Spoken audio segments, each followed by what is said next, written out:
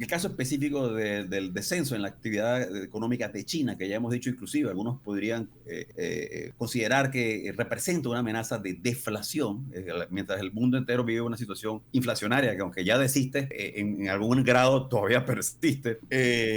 China vive una situación deflacionaria y que puede ser el principio de una debacle económica, ¿no? Efectivamente, el problema en China es que ha habido un descenso en el nivel de precios, ha habido un descenso en la inversión directa extranjera, hay un descenso en el consumo, hay un descenso en la inversión y que en parte es provocada, de nuevo, por la postura de China de inicialmente emprender grandes gastos, sobre todo desde el punto de vista de lo que ellos llaman el proper, la industria de las propiedades, nosotros las conocemos en Panamá como la industria de bienes inmuebles. Ahí se ha forjado. 8 o 6 minutos de la mañana y ya está con nosotros el economista, nuestro economista de cabecera, en Mirador Económico, en su espacio, don Horacio Estriví. ¿Cómo estás, Horacio? Bienvenido, buen día. Muy bien, buenos días. Gusto estar acá nuevamente. Muchas gracias a ti. Soleado día, en este bonito día. Totalmente soleado, sin nubes en el cielo en Ciudad de Panamá. Don Javier Castillo nos hace la segunda, el ingeniero Javier Castillo también aquí en Mirador Económico. ¿Cómo estás, Javier? Bienvenido, buen día.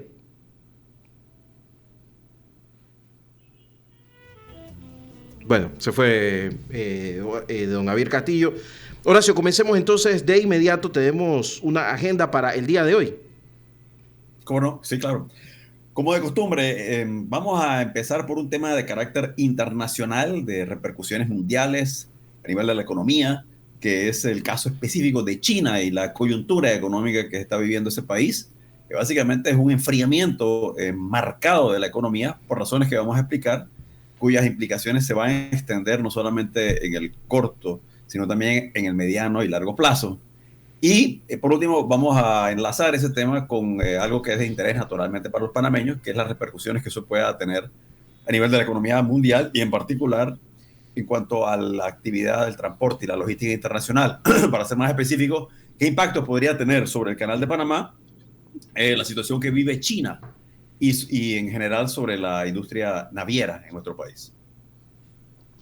Buenos días, señores. Ustedes disculpen un poquito de un problema con el internet. Ya me doy cuenta, está hablando. Son las limitantes. Horacio, Javier nos está hablando a través de hilos y unos vasos, ¿te acuerdas? Que uno hacía ese experimento en la escuela. ¿Qué pasa? ¿No me escuchan bien? Te escuchamos bien, pero si estuvieras debajo metido en una olla. Caramba, mire, me toca bajarme y subirme de nuevo entonces, ¿ok? No, yo te diría que comencemos. No, yo creo que está, Javier, yo al menos te oigo perfecto, con alguna claridad. ¿Sí? Hablemos. Bueno, comencemos, Horacio, entonces, con el tema de China, que me parece que es el problema que ahora mismo puede desestabilizar todo, porque se habla mucho de esta famosa inflación mundial, ¿no? Mira, vamos a remontarnos un poquito en la historia. En 1978, China inicia una transformación de su economía tradicionalmente caracterizada por un alto nivel de descentralización, con un rechazo hacia el modelo de mercado y eso incluyó, entre otras cosas, la incorporación eventualmente de China a la Organización Mundial de Comercio. Eso generó un cambio significativo en el ambiente económico y de negocios del país.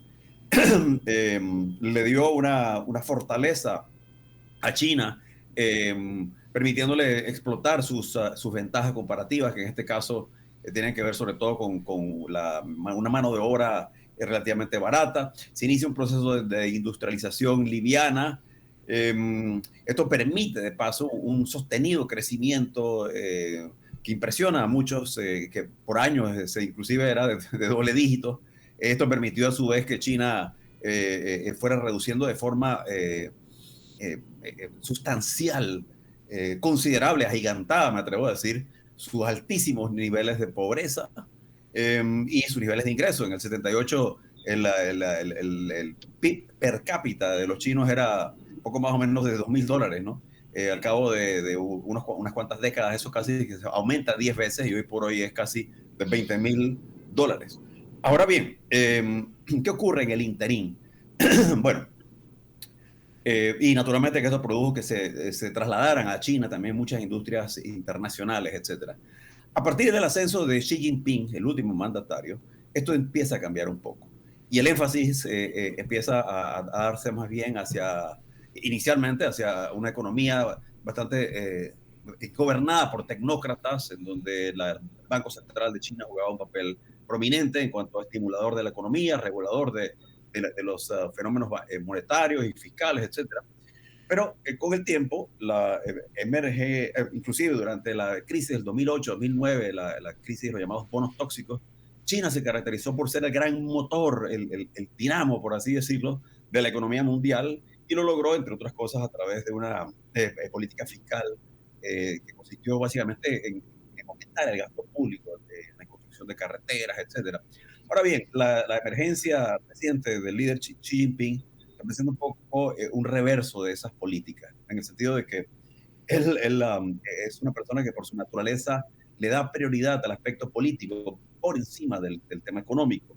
En primer lugar, en segundo lugar, y sobre todo en fecha más reciente, arrecian y emergen todas estas grandes fricciones y diferencias con respecto a Estados Unidos, y esa rivalidad se exacerba, esa rivalidad que naturalmente se traduce en una creciente militarización de la economía china, y en la filosofía de Xi Jinping, lo primero es lo primero, y lo primero es que el país tenga capacidad de resiliencia ante la posibilidad de una conflagración, que tenga la capacidad militar, y sobre todo, un aspecto fundamental es que no permitir que prospere, que se occidentalice tanto la economía china, y que por ende no se le dé tanta prominencia a lo que se define como el gasto en consumo. Acuérdate que por definición el comunismo, al menos el tradicional, que ahora está siendo retomado por Xi Jinping, cuestiona digamos, los aspectos morales de un exceso de consumo. Entonces, todos estos elementos han convergido. Y lo cierto del caso es que ya viniendo a unas fechas más recientes, a raíz del COVID, como ustedes saben, China en principio fue una de las pocas economías que creció y se reactivó de forma relativamente rápida. Y esta reactivación se consolida, sobre todo a partir del momento que se inicia finalmente se desmonta, por así decirlo, lo que algunos expertos consideraban como medidas excesivas, demasiado férreas en cuanto a las restricciones. Una vez se levantan estas en 2021, efectivamente se da un auge de la economía china, y aquí termina esta parte. Sin embargo, esa recuperación, ese reavivamiento, por así decir, de la actividad económica china fue de corta duración, y lo cierto del caso es que en el 2023 se está pronosticando una caída considerable de su Producto Interno Bruto. Horacio, echando para atrás en tu comentario, porque caramba, has hecho como 5 comentarios que cada uno es para un programa, le digo. Maestro, impresionante. Yo creo que usualmente tú haces eso, pero hoy te pasaste, ¿oíste? Mira, yo creo que es importante que hagamos la nota de que básicamente China y las grandes mentes que estaban administrando China en ese momento se dieron cuenta que para poder generar riqueza, sacar a gente de la pobreza y darle fortaleza económica, había que crear espacios en donde no hubiera comunismo, básicamente, donde se le diera libertad empresarial a la gente, algo de libertad personal, que se le permitiera tomar decisiones descentralizadas. Y eso tuvo buen resultado. Ese es el resultado. Para el desmayo de nuestros amigos ideólogos de izquierda, eso fue lo que le dio resultado a China. Sí, indudablemente que sí. Digamos, esa flexibilidad en cuanto no a, digamos, una transformación del modelo chino hacia el modelo capitalista, pero sí definitivamente la instrumentación de una serie de medidas que emulaban el funcionamiento de los mercados capitalistas, sin duda alguna le dio un gran vigor a la economía china. Ahora bien, más allá de eso, hay que considerar también un factor fundamental, ¿no? Y es que la visión reciente de Xi Jinping precisamente es de desconfianza, de recelo hacia esa creciente iniciativa privada. Tú recordarás, y lo discutimos mucho al inicio de este programa, ya hace algunos años, parece mentira, cuando uno dice algunos años, me parece que ¿te acuerdas aquel año cuando empezó el programa, no? Con cuidado. Pero sí, ya llevamos un par de añitos, llevamos 3 años. Entonces, desde un principio, Xi Jinping había demostrado su recelo hacia la iniciativa privada, y como consecuencia de ello, y tú conoces ustedes ambos conocen este caso porque ambos son de esa área, Xi Jinping es uno de los pioneros en empezar a establecer regulaciones muy fuertes sobre la industria tecnológica, en particular la de Internet y la llamada economía o el comercio digital. Acuérdense de las restricciones que impuso sobre Alibaba, entre otros, ¿no? Y todo esto es principalmente como consecuencia de que, de nuevo, la prioridad, la visión de Xi Jinping y del Partido Comunista de China es que aquí lo importante no es la prosperidad, sino la fortaleza de la economía china frente a lo que ellos conciben que va a ser una ofensiva por parte de Occidente que va a tratar de destruir los logros que ha obtenido China. Por un lado. Por otro lado, agrégale que hay una aparente contradicción inherente en la política de Xi Jinping, que por un lado consiste en precisamente en esa desconfianza, en esa, digamos, ese recelo hacia la iniciativa privada, sobre todo de las grandes corporaciones, que por cierto está provocando una caída también fuerte en la inversión directa extranjera de China, o que recibe China, pero por otro lado, irónicamente, Xi Jinping se resiste, se niega a una política de ayuda social. Es decir, aunque ustedes no lo crean, China es uno de los países donde menos subsidios y transferencias hay, para bien o para mal. Y eso naturalmente ha generado, ha restringido la posibilidad de una recuperación económica, sobre todo, como ya lo hemos señalado, del componente consumo. Entonces, esas son las ironías de la política de Xi Jinping, que yo no me atrevería a decir que son por excelencia comunistas como tal, pero que definitivamente tampoco son procapitalistas. Ahora, te digo una cosa y un comentario ahí subyacente. En mi opinión, gran parte de lo que está haciendo es una lectura por las actitudes que toma Donald Trump de iniciar guerras comerciales que en mi opinión eran innecesarias en ese momento, pero bueno, esa era la filosofía de este señor, de iniciar conflictos comerciales con China. Y ellos lo leyeron completamente y se dieron cuenta que había una vulnerabilidad. Aunque yo creo que hay una interdependencia que no se los permite, pero igual, ellos están viendo esa vulnerabilidad. ¿O me equivoco? No sé qué piensas. No, comparto en parte la tesis, aunque como siempre creo que hay otros factores que subyacían este potencial conflicto entre ambas potencias, entre ambos países, entre China y Estados Unidos. Pero definitivamente que un gatillo fue esa decisión de Donald Trump en el año, creo que fue, bueno, fue el segundo año de su mandato. 2018-2019.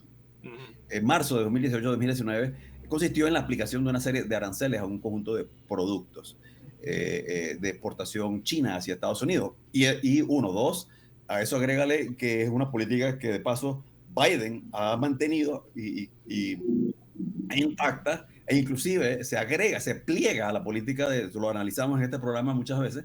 Biden no solamente le da continuidad a esa política de fricciones comerciales con China, sino que le agrega un componente cuando establece, con razón o sin ella, no voy a entrar en esa discusión, una serie de restricciones a la tecnología a la cual puede acceder China, que indudablemente ha tenido un gran impacto a nivel de su industria militar y de su actividad comercial, sea como fuere.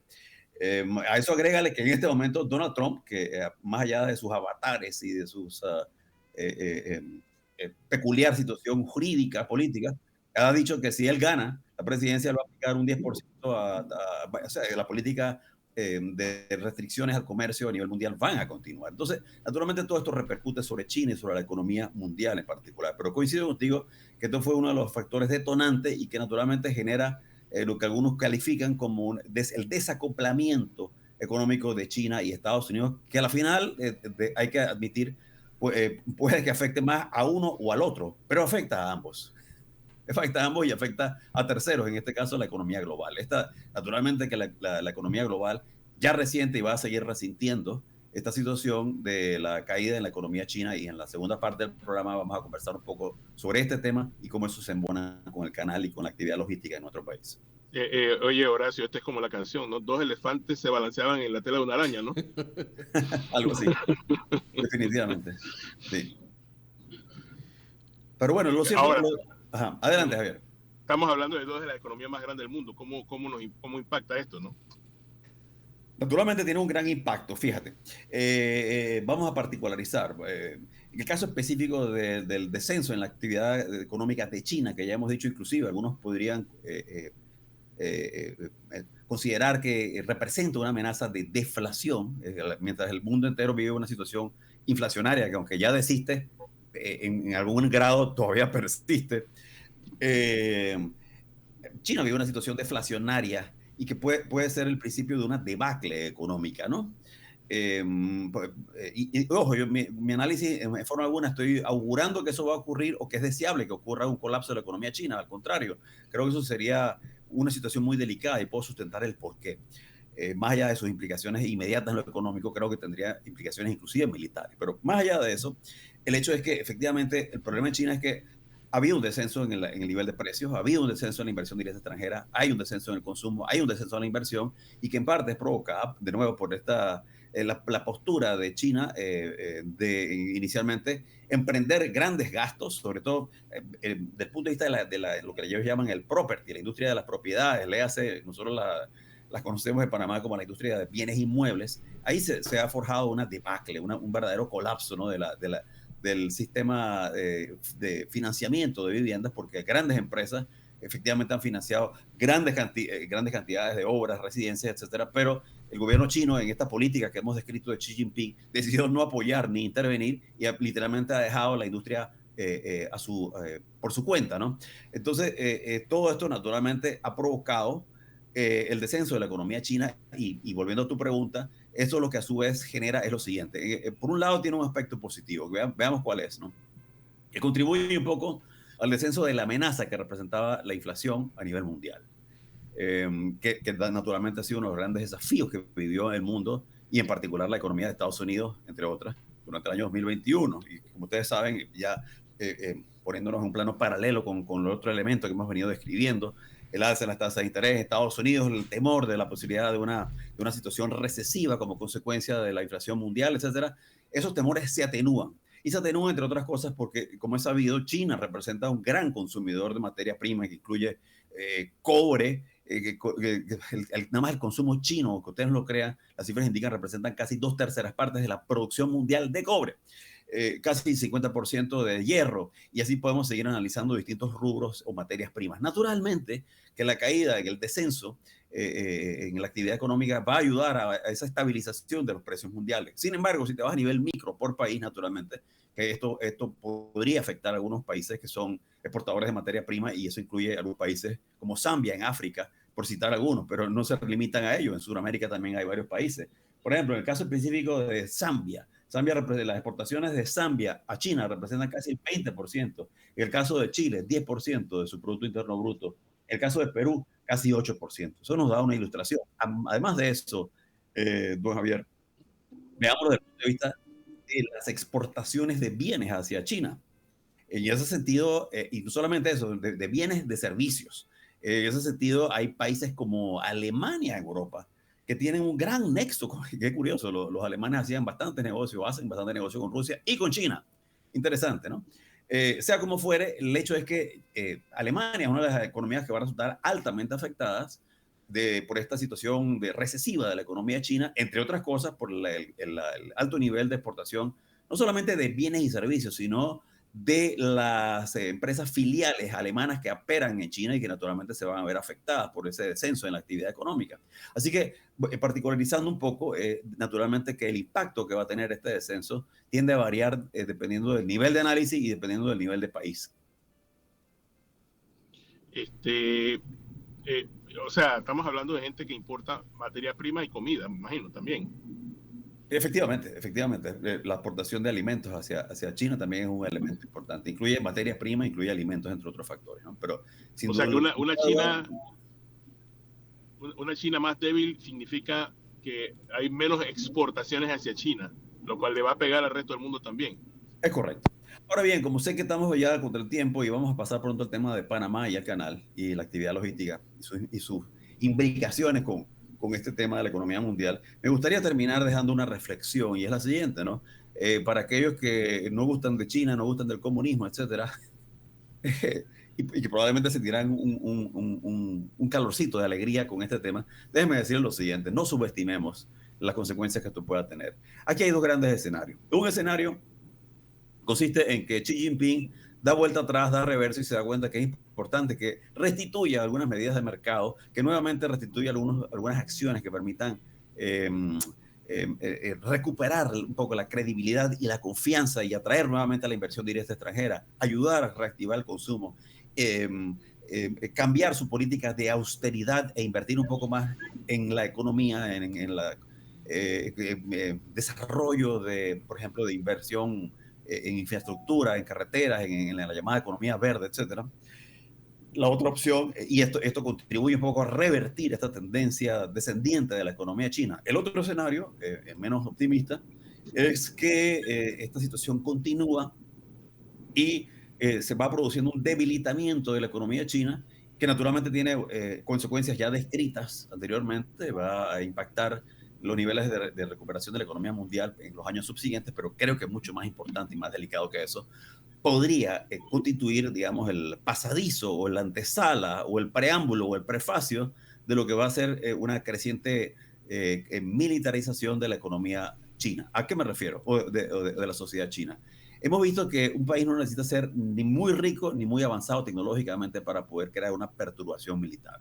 El caso específico es de Rusia. Rusia, si bien es un país atrasado desde el punto de vista económico y tecnológico, ha tenido la suficiente fuerza, capacidad y recursos para constituirse en este momento un factor de perturbación mundial. En el caso de China puede ocurrir exactamente lo mismo, que ante el fracaso económico de Xi Jinping, él recurra a lo único que él considera que puede ser meritorio y la salida gloriosa de China, que es la militarización y la posibilidad de una conflagración con Estados Unidos. La palabra clave aquí es Taiwán, entonces. Bueno, hay muchas palabras clave en este caso, pero sin lugar a dudas, no quiero pasar por alto ni dejar de poner sobre la mesa el riesgo que representa una caída o un colapso de la economía china. Creo que no sería en forma alguna buenas noticias ni nada de que alegrarse. Para nadie, para nadie, para nadie. Oigan, Guillermo, no sé si tiene algún comentario. Sí, no sé si porque me quedan 3 minutos, no sé si dejaríamos para la otra semana lo nacional o podemos abordar lo nacional en tan poco tiempo. Aunque sea un preámbulo del tema. Fíjate, lo que yo quería analizar es que la implicación que tú tienes sobre el canal, indudablemente la tiene. El canal enfrenta en este momento varios desafíos. Uno de ellos es el tema naturalmente, del calentamiento global, del cambio climático y los impactos a corto plazo del fenómeno del Niño, que ya ha provocado que el canal anuncie restricciones por los próximos 10 meses. Eso va a tener un impacto. Naturalmente que la caída de la actividad mundial también lo va a tener, en particular porque el canal atiende una ruta importante, que es el comercio entre China y Estados Unidos. No estoy diciendo con esto que el canal no pueda sobrevivir esto, ¿no? Creo que sí puede, de hecho, pero sí va a tener un impacto a nivel del canal y de la economía mundial en general, que puede afectar un poco a la economía panameña, ¿no? Lo que habría que discutir en el próximo programa son los órdenes de magnitud, hasta qué grado. Sabemos que sí lo va a tener un impacto desde el punto de vista conceptual, hay que reconocerlo. Habría que entrar un poco en el detalle del análisis de magnitudes, hasta qué grado y el por qué.